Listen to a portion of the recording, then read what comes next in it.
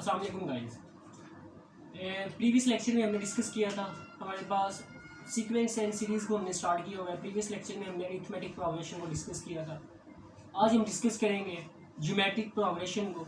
ठीक है, geometric progression के अंदर हमारे पास पहले इसकी डेफिनेशन को हम देखते हैं। A sequence of number. ठीक है, एक सीक्वेंस, पहले तो हमारे पास सीक्वेंस का हमें पता होना चाहिए। सीक्वेंस क्या होता है? अ सक्सेशन ऑफ नंबर, ठीक है, form by a defined rule. एक खास रूल के तहत नंबर सक्सीड कर रहे हैं तो हमारे पास वो सीक्वेंस कहलाएगा। ठीक है, खास रूल डिफाइंड हो। उसके बाद हमारे पास हमने अरिथमेटिक प्रोग्रेशन को डिस्कस किया था। अब हम डिस्कस करने जा रहे हैं ज्योमेट्रिक प्रोग्रेशन को। अ सीक्वेंस ऑफ नंबर्स और इन ज्योमेट्रिक प्रोग्रेशन, ठीक है, if the ratio of each term, her term की जो ratio and is preceding term is constant. ठीक है, देखिए यही हमारे पास डेफिनेशन लिखी हुई है। तो अब हम जनरल को सीक्वेंस लिख लेते हैं। जनरल सीक्वेंस देखिए हमारे पास ये A1 है, ये A2 है, A3 and so on AN+1।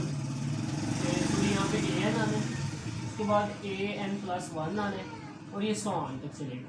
ठीक है, अगर रेशियो लें हम AN+1/AN, ये हमारे पास कोई कांस्टेंट वैल्यू है,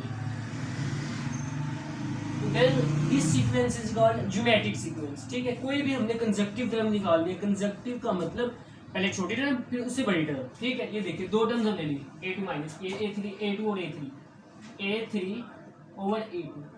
पहले बड़ी टर्म आनी है, फिर उसके बाद उससे प्रीवियस वाली टर्म ओवर में आ जाएंगे। ठीक है, उसका जो रेशियो लेंगे हम वो कांस्टेंट वैल्यू आनी चाहिए कोई।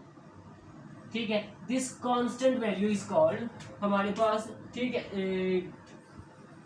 ये हमारे पास A3/A2, ये कोई कांस्टेंट वैल्यू दे तो हमारे पास ये ज्योमेट्रिक प्रोग्रेशन कहलाएगा। ठीक है, और इस कांस्टेंट वैल्यू को हम कहते हैं कॉमन रेशियो। ठीक है, ये हमारे पास कॉमन रेशियो कहलाएगी। ठीक है, अब हम कोई इसकी एग्जांपल देखते हैं। एग्जांपल की तरफ चलते हैं हम। अब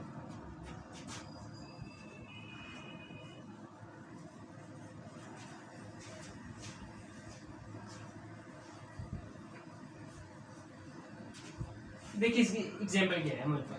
फॉर एग्जांपल ये 2 है, 4, 8, 16, 32, 64, ये हमारे पास एक सीक्वेंस है।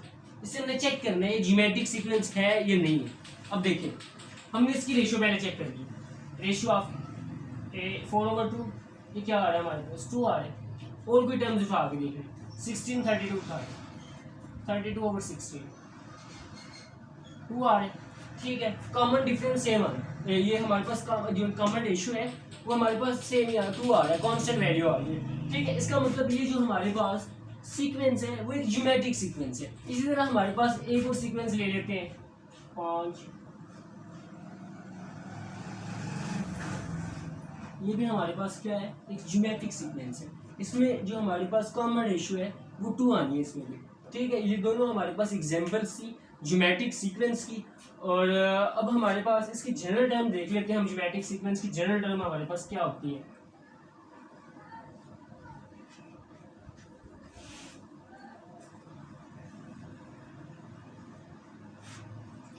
देखिए अरिथमेटिक प्रोग्रेशन में भी मैंने आपको बताया था कि इसको हम जनरली A1 कहते हैं, A1, इसको A2 कहते हैं एंड सो ऑन। जो nth टर्म होती है उसे AN से डिनोट करते हैं। ठीक है, अब देखिए इसमें जो हमारे पास कॉमन डिफरेंस है, कॉमन रेशियो है, सॉरी, वो हमारे पास 2 है। वहाँ पे अरिथमेटिक प्रोग्रेशन में कॉमन डिफरेंस होता था, यहाँ पे हमारे पास कॉमन रेशियो है। कॉमन रेशियो को हम डिनोट कर रहे हैं R के साथ। ठीक है, अब देखें A1 हमारे पास क्या है? फॉर जनरल टर्म्स के लिए हम लिख रहे हैं A1 हमारे पास क्या है? 2 है। ठीक है, और R हमारे पास भी 2 है। अब देखें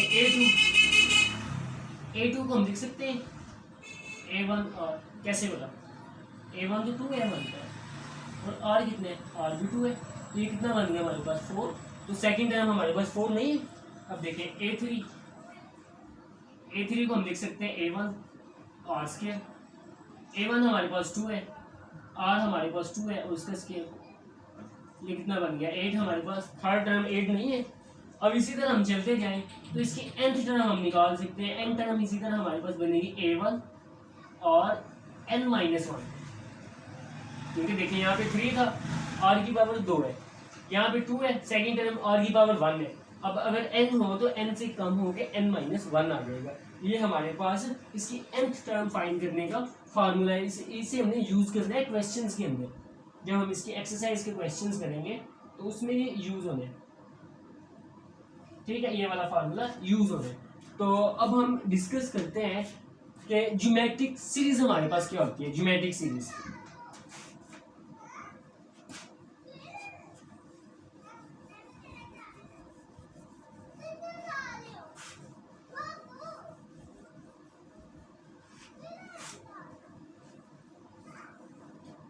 देखिए, अरिथमेटिक प्रोग्रेशन में भी हमने एक चीज डिस्कस की कि अरिथमेटिक जो टर्म्स होती है हमारे पास, अरिथमेटिक सीक्वेंस के अंदर जो भी टर्म्स होती है अगर उनको सम कर लिया जाए तो अरिथमेटिक सीरीज बन जाती है। इसी तरह हमारे पास ज्योमेट्रिक सीरीज है।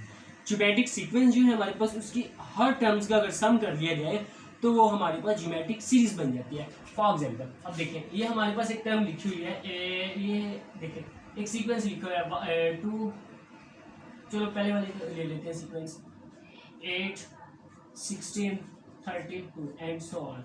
ये हमारे पास क्या है, एक ज्योमेट्रिक प्रोग्रेशन है, ये ज्योमेट्रिक सीक्वेंस हम इसे कह सकते हैं, ठीक है। अब देखिए तमाम के सम कर दे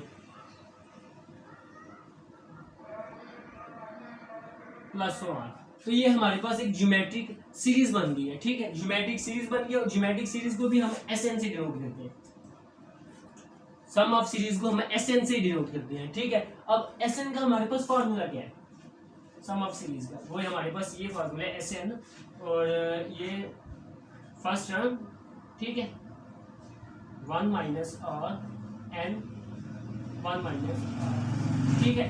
इफ फॉर और नॉट इक्वल टू 1, और की वैल्यू 1 ही होनी चाहिए।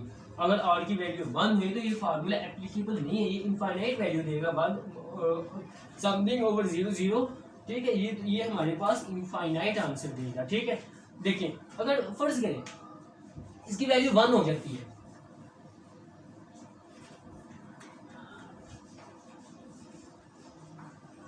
कंसीडर करें कि हमारे पास r इक्वल टू 1 है, तो हमने ये फार्मूले की तरफ नहीं जाना, ये हमारे पास एक स्पेशल कंडीशन बन जाएगी। देखिए हमारे पास एक सीक्वेंस, जनरल सीक्वेंस लिखे हैं ज्योमेट्रिक प्रोग्रेशन का, a1 plus a1 r plus a1 r square plus so on plus a1 r n-1। ये जनरल सीक्वेंस लिख दिया हमने, जनरल सीरीज जो सीक्वेंस है उसका सम लिखा है, ठीक है। अब देखिए अगर r की वैल्यू 1 कर दी है, r इक्वल टू 1 हो जाए तो ये a1 आ जाएगा, a1 plus so on plus a1 n time a1 हो गया। अब इसे हम लिख सकते हैं na1, तो ये हमारे पास एक स्पेशल कंडीशन बन चुकी है, ठीक है। ये ज्योमेट्रिक सीरीज तो है, ज्योमेट्रिक सीरीज है, लेकिन एक स्पेशल कंडीशन बन गई है हमारे पास जब r की वैल्यू 1 है, ठीक है। ये उस वक्त हमारे पास यूज होगा जब r की वैल्यू 1 आ जाए, ठीक है। अब देखिए r not equal to 1, this formula is applicable when or more less than 1 और r जो है हमारे पास ग्रेटर देन 1 हो। इन दोनों केसेस में ये फार्मूला यूज होता है हमारे पास, तो करते भी हैं बात पर।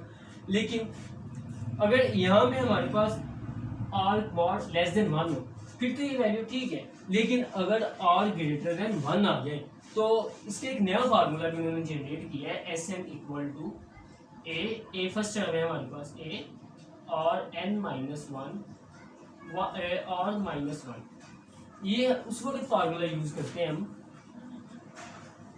फॉर और ग्रेटर देन 1, और की वैल्यू जब 1 से बड़ी हो। लेकिन यहाँ पे भी यूज हो सकता है हमारे पास, ये फार्मूला भी यूज हो सकता है जब r की वैल्यू ग्रेटर देन 1 हो।